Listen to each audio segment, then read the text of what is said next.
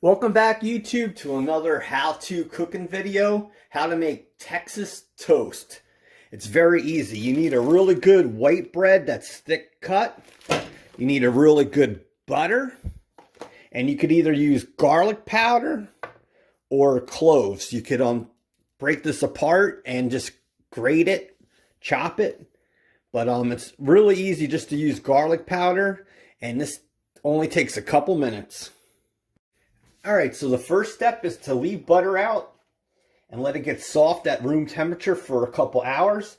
And you're going to want to cover both pieces of bread with butter. Alright, YouTube, so we have the butter down.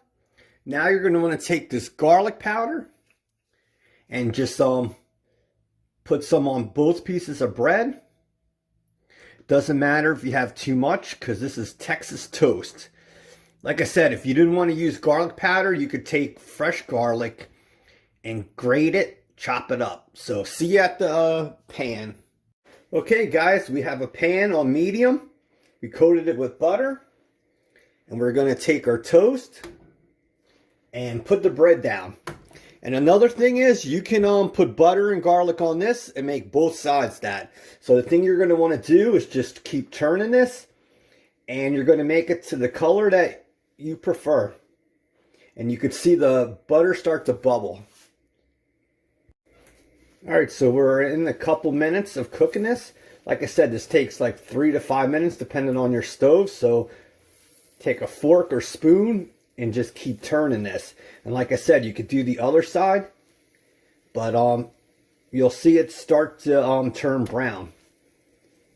And this only takes a couple minutes. Texas toast. Okay, YouTube, and there's your Texas toast.